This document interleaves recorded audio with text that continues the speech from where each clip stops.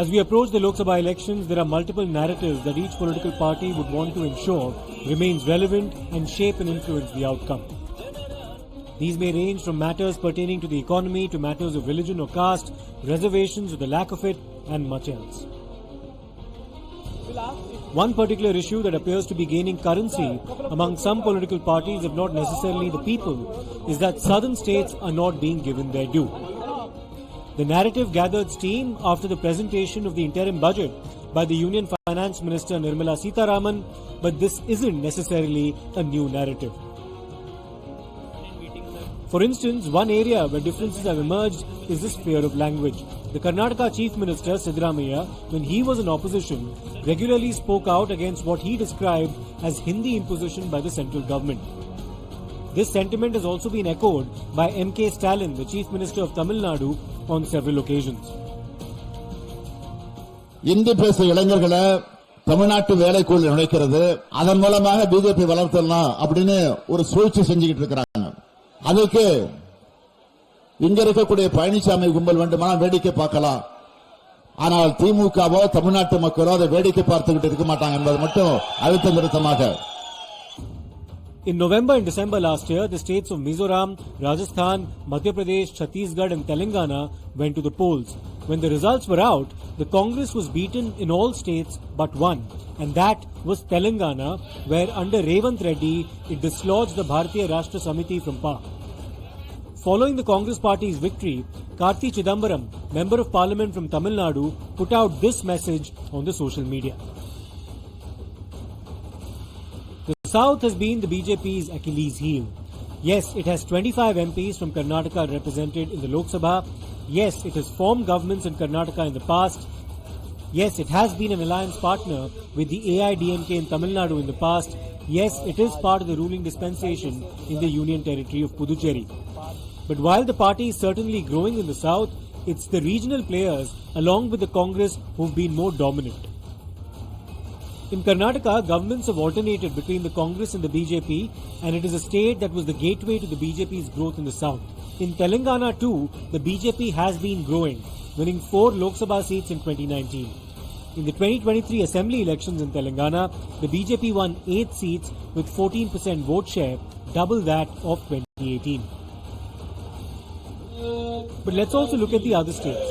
In Kerala, the BJP has never formed a government and never won a parliamentary seat, though its vote share has been growing steadily. In Andhra Pradesh, it has been a coalition partner with the TDP in the past and continues to negotiate for an alliance in the Lok Sabha polls, but is not much of a force to be reckoned with there entirely on its own.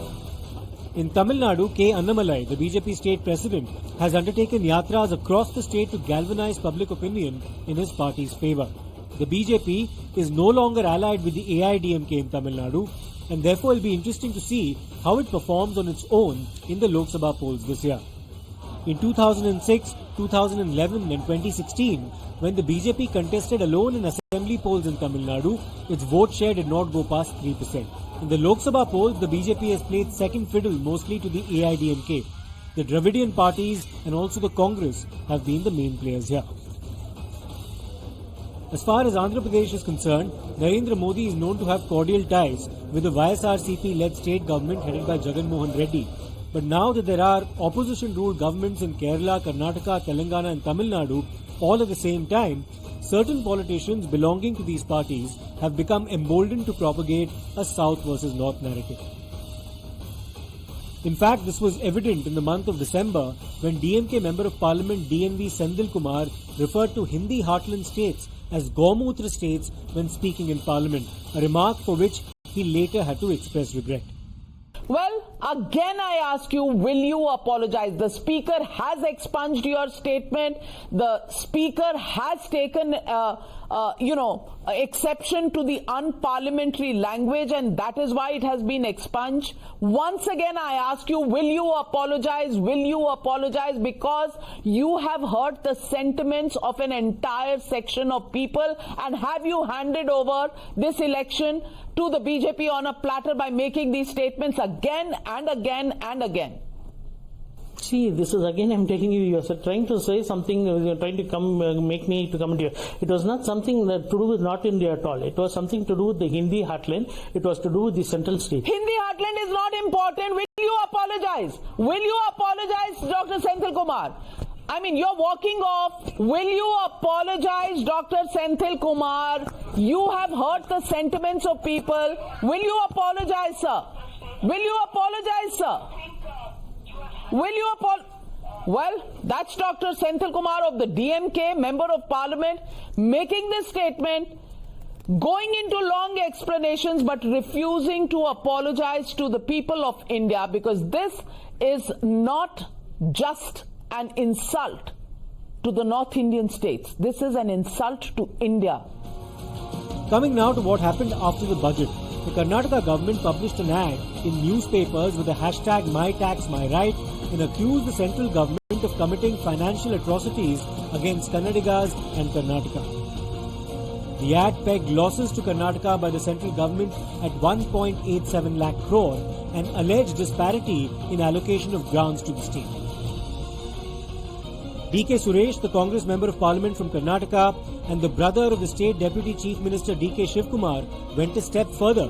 He claimed that if such injustice continued, southern states might be compelled to demand a separate nation. ನಮ್ಮ ದುಡ್ಡು ನಮಗೆ ಕೊಟ್ರೆ ಸಾಕಾಗಿದೆ. ಇವತ್ತು ನಮ್ಮ ಬೇಡಿಕೆ ಏನಿದೆ, GST ಮತ್ತು ನಮ್ಮ ರಾಜ್ಯದಿಂದ ಬರ್ತಕ್ಕಂಥ ಕಸ್ಟಮ್ಸ್ ಇರ್ಬೋದು, ಡೈರೆಕ್ಟ್ ಟ್ಯಾಕ್ಸಸ್ ಏನು ಬರ್ತಾ ಇದೆ, ಇನ್ಕಮ್ ಟ್ಯಾಕ್ಸ್, ದಕ್ಷಿಣ ಭಾರತಕ್ಕೆ ಬಹಳಷ್ಟು ಅನ್ಯಾಯ ಆಗ್ತಾ ಇರ್ತಕ್ಕಂಥದ್ದನ್ನ ನಾವು ಪ್ರತಿಯೊಂದು ಹಂತದಲ್ಲೂ ನಾವು ನೋಡ್ತಾ ಇದ್ದೇವೆ. ಒಟ್ಟಾರೆ ನಮ್ಮ ಪಾಲೇನು ಸಿಗಬೇಕಾಗಿದೆ ಅಭಿವೃದ್ಧಿಯ ಹಣ, ಇವತ್ತು ಅಭಿವೃದ್ಧಿಯ ಹಣ ಉತ್ತರ ಭಾರತದ ಕಡೆ ಎತ್ಕೊಂಡೋಗಿ ಹಂಚ್ತಾ ಇರ್ತಕ್ಕಂಥದ್ದು ಕಾಣ್ತಾ ಇದ್ದೇವೆ. ನಮಗೆ ಎಲ್ಲ ವಿಚಾರಗಳಲ್ಲೂ ಕೂಡ ಅನ್ಯಾಯ ಆಗ್ತಾ ಇದೆ. ನಾವು ಅದನ್ನ ಮುಂದಿನ ದಿನಗಳಲ್ಲಿ ಖಂಡಿಸಲಿಲ್ಲ ಅಂತ ಹೇಳಿದ್ರೆ ಪ್ರತ್ಯೇಕ ರಾಷ್ಟ್ರಕ್ಕೂ ಕೂಡ ನಾವು ಬೇಡಿಕೆಯನ್ನ ಇಡಬೇಕಾದಂತಹ ಅನಿವಾರ್ಯ ಪರಿಸ್ಥಿತಿಯನ್ನ ಹಿಂದಿ ಪ್ರದೇಶದವರು ನಮ್ಮ ಮೇಲೆ ಹೇರ್ತಾ ಇದ್ದಾರೆ ಅಂತ ಹೇಳಿ ನಾನು ಭಾವಿಸ್ತೇನೆ. See, Mr. Suresh or any other leader, HK Patil or any other leader might have spoken that the pain of South India. See, there should be a balance. The entire country is one. You can't only look at the Hindi belt. You have to look at the entire country. There is no equal distribution of financial sector. Though Karnataka has been giving a lot of revenue to the center, I think I don't see any, not even last year also at least something was being given, still not has been delivered. For example, for irrigation itself, about 5,200 crores was being allotted and not even a single rupee has been released. And entire South India, there is no major announcement which has been done. BJP governments are not there. There is huge discrimination happening. And especially southern states, we are facing, because we are all progressive, development-oriented states. See, we don't mind that more funds go to northern states because they need more funds, because they are still backward in terms of development and social indices. In terms of literacy, health, education, they are still much behind us. See, when we give 1 rupee to Delhi, we are getting only about 15 paisa back. So that is a fundamental problem. How do we develop now? How do we grow further? While the Congress and Suresh sought to play down this remark, there was much outrage, and the opposition parties in the south stuck to their stand that their woes were not being attended to, their concerns not being addressed, and that a certain discriminatory treatment was being meted out.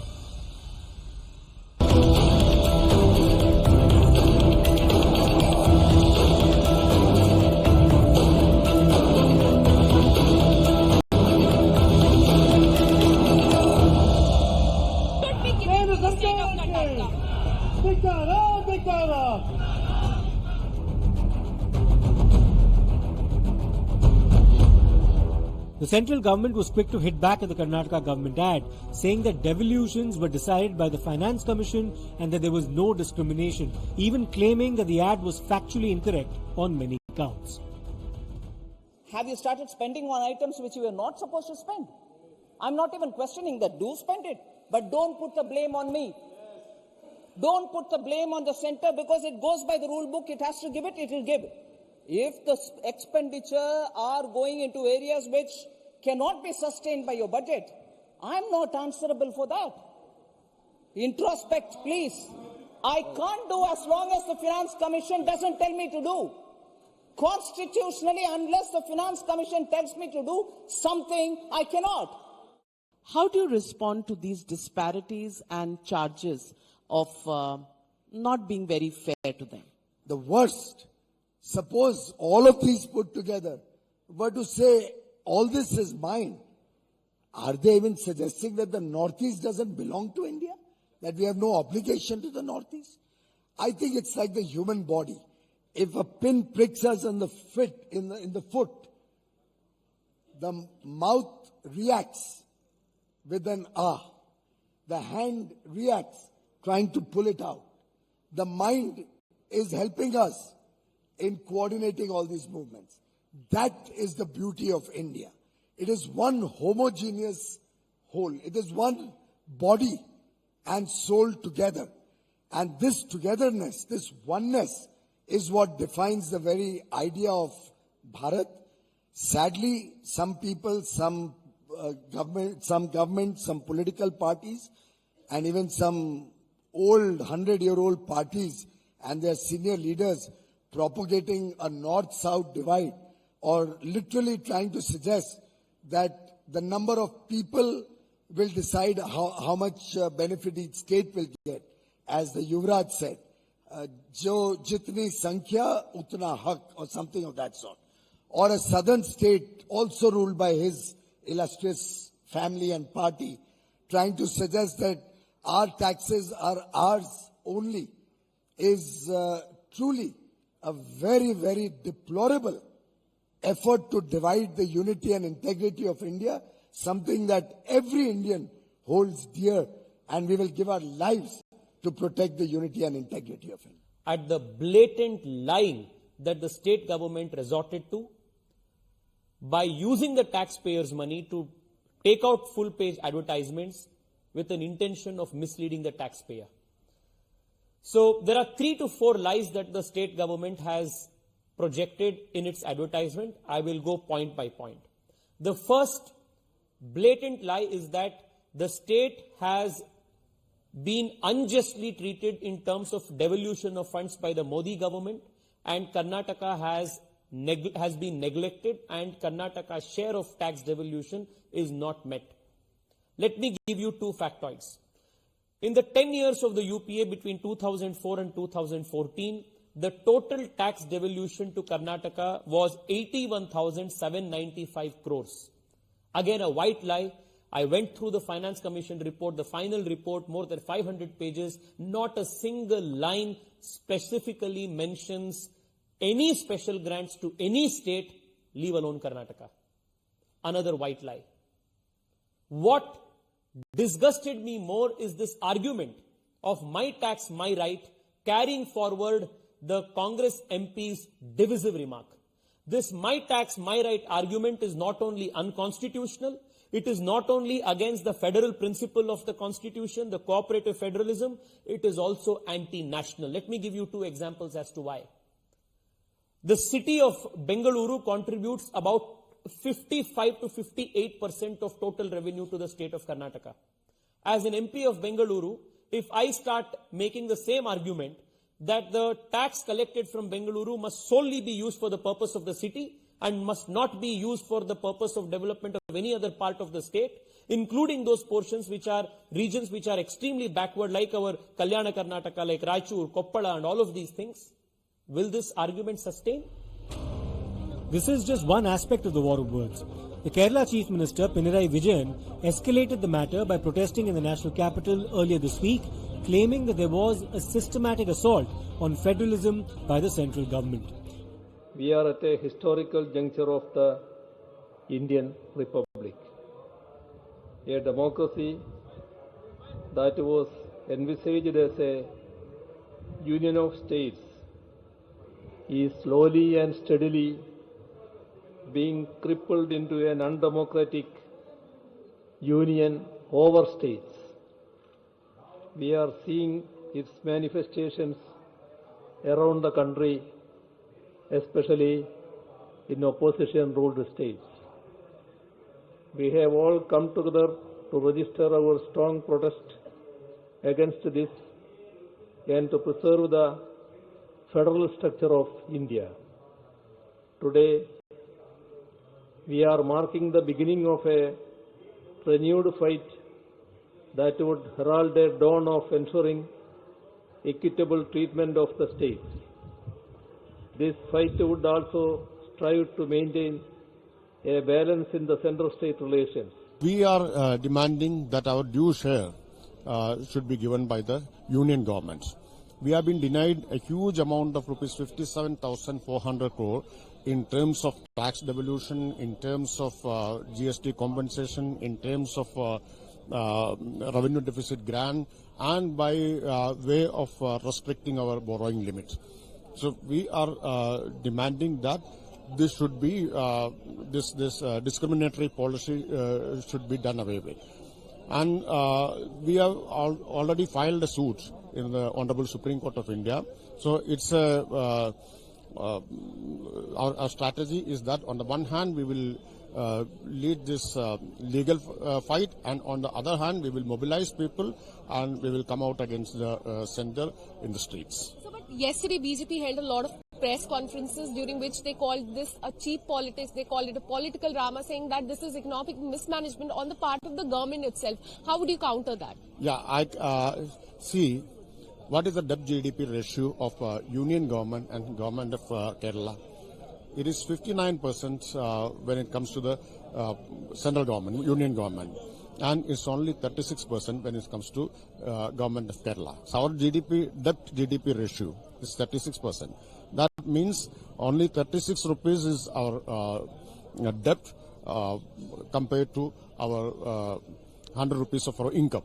When it comes to the government of India, it's 59 compared to 100 rupees of income. So that is a comparison between debt and GDP ratio. Then, the FRBM Act has been passed by both the Parliament and Kerala legislature. Most important point is the core question of the development of Kerala, making more employment opportunities, more investment, and facing the challenge of a recession which is in the making, and the differential treatment by the union government is creating a lot of financial problems for the state. So we want to repair that damage. I cannot say that we can overcome, but we can repair the damage, and we are fighting for getting the maximum benefit which we are owing. That we are trying. At the same time, we are not succumb to any kind of pressure which will defeat the interest of the Kerala people. So we have to go forward, and we are seeking the support of maximum private sector investment. And naturally, Kerala is having a lot of chances for private sector investment, especially in the area of the port sector after the expected completion of Vizhinjam port. Then we have Cochin port is also that kind of development is there. IT sector we have that positive thing. So many areas we can have that chance. We want to build a system which will attract more and more private investment. So that we hope that will be possible. There were two other chief ministers present in a show of solidarity, Bhagwant Mann from Punjab and Arvind Kejriwal from Delhi. आज लगभग आधे राज्यों के अंदर विपक्ष की सरकारें हैं और आधे राज्यों के अंदर उन लोगों की सरकारें हैं। जो विपक्ष की सरकारें हैं, आधे राज्यों के अंदर तो लगभग 70 करोड़ लोगों को ये विपक्ष की सरकारें रिप्रेजेंट करती हैं। 70 करोड़ लोगों को, आधे देश को। और इस वक्त ऐसा लगता है कि केंद्र सरकार ने विपक्ष की सरकारों के खिलाफ युद्ध छेड़ा हुआ है। ऐसा लगता है कि जंग छेड़ी हुई है, लड़ाई छेड़ी हुई है। हिंदुस्तान पाकिस्तान का रखा है हम लोगों के साथ। हम ये पूछना चाहते हैं कि क्या आप इन 70 करोड़ लोगों को अपना नहीं मानते? क्या आप केरला के लोगों को अपना नहीं मानते? क्या आप तमिलनाडु के लोगों को अपना नहीं मानते? क्या आप कर्नाटका के, दिल्ली के, पंजाब के, वेस्ट बंगाल के लोगों को अपना नहीं मानते? क्या ये सारे पराये हैं? क्या ये भारत के नागरिक नहीं हैं? There are multiple dimensions to this assault to the federal structure argument. In the South, this has acquired a narrative of discriminatory treatment by the party leading the centre, whose dominance rests in the Hindi belt. At another level, it is playing out in the form of differences between chief ministers and the governors of states, the latter being central appointees whose actions many opposition-ruled states have described as interference in their functioning. And of course, there is also the allegation of selective targeting and political vendetta by central agencies, given the slew of cases against opposition leaders. The most recent example is the arrest of the former Jharkhand Chief Minister Hemant Soren by the Enforcement Directorate. It now remains to be seen how this narrative builds up ahead of the Lok Sabha election and whether or not it becomes a determining factor in how the BJP performs in these states as well. It promises to be a very heated election campaign, to put it mildly.